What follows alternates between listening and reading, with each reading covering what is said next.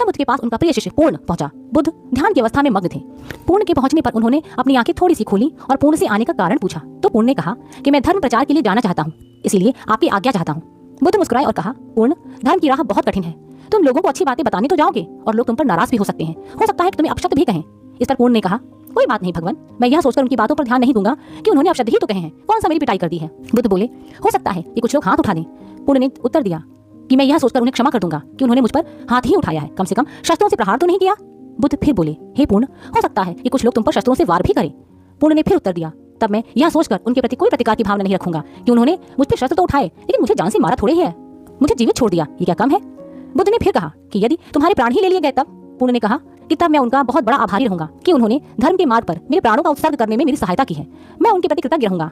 तब बुद्ध ने आंखें खोली और आशीर्वाद देकर अनुमति दी और पूर्ण से कहा, अब तुम धर्म प्रचार करने के पात्र हो। जो किसी में भी कोई दोष न दिखे वही सच्चा है।